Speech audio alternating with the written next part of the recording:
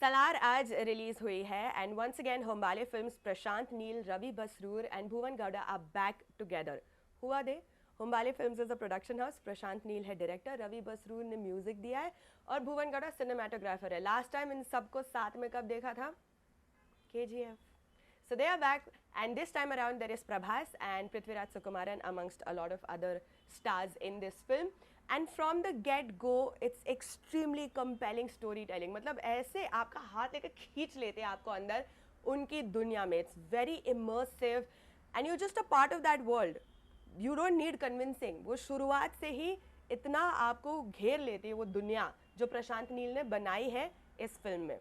What aids to this, of course, is the brilliant music. We know what a magician Ravi Basroor is. The world that has been created that Bhuvan Gowda does a fantastic job of. All the slow-mo that happens, the camera angles, the entire setup, the lighting or rather lack of, उस पर बाद में बात करेंगे. Also to aid his visual storytelling, there's a lot of elaborate symbolism, very dramatic stuff, costumes, there's a lot of tribes and their deities, तो वो सब दिखाना, all of that comes together to make a brilliant story. और उसने वक्त लेके flash out किया है कि लोग ऐसे क्यों हैं, ऐसे क्यों करते हैं, कहाँ से आते हैं, क्या बैकग्राउंड है. तो as it unravels it gets better. कहानी वैसे तो दो दोस्तों की है, ठीक है, बचपन से वो कैसे बड़े होते हैं और फिर उनकी लाइफ में क्या होता है. और खानसार एक सिटी है जहाँ पर होता है. Imagine like Kolar gold fields जो जगह थी, but a lot better because यहाँ पे और भी बहुत सारे लेवल्स हैं. वो सिर्फ एक जगह नहीं है, उस जगह के अंदर बहुत सारे ट्राइब्स हैं, फिर उनके अंदर के इक्वेशंस और रिलेशनशिप्स क्या है, all of that. So it keeps getting more complex as you proceed and they spend the whole first half of the film only setting it up, which is a risk, but in this case the risk pays off. Interval also ends at a hook, so you're just like, oh, अब तो तब तक तो आपको कहानी पता भी नहीं है, तब तक तो खाली सेटअप हो रहा होता है. कहानी शुरू होती है फिर जाके इंटरवल के बाद you're like, oh, और फिर एक के बाद जो ट्विस्ट आते हैं, थोड़े से ट्विस्ट प्रिडिक्टेबल भी है, but you are not complaining because it's a great story. Like I said, very immersive and compelling story telling.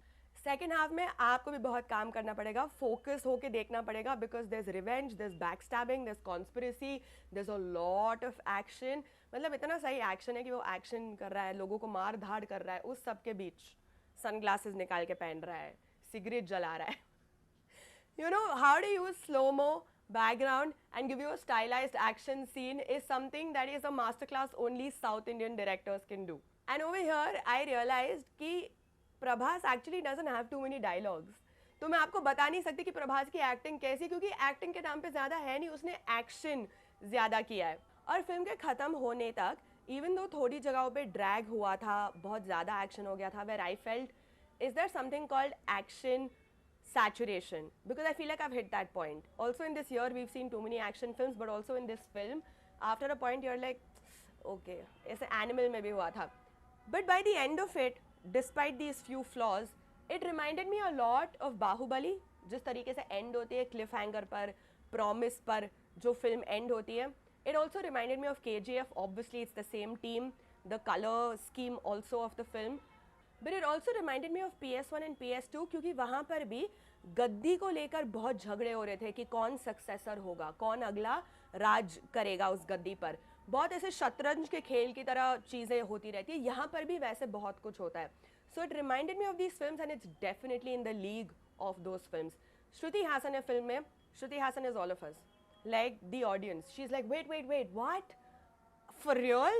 This happened? And that is the audience reaction also. But if you have seen Ugram, उग्रम एक Kannada film है, 2014 में आई थी, प्रशांत नील ने ही बनाई थी वो film.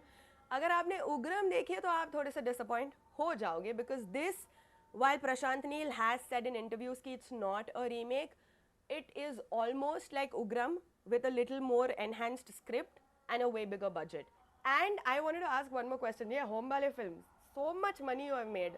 Sir, lighting department के budget को दिखानो, please. Why is everything so dark? Why? What is the justification? At least in KGF it is a coal mine. Here also there's a coal mine. I think coal mine should become Prashant Neel's like signature thing to slip into every film he makes. But everything, the ground, the air, the clothes are grey and black. There's just lack of light everywhere. Okay, please, इतना ज़्यादा पैसा है ना, lighting department को अगले film के लिए budget दो, please. So for me, Salar is an entertaining hit. अगर आपको violence पसंद है, तो आपको बहुत अच्छी लगेगी फिल्म।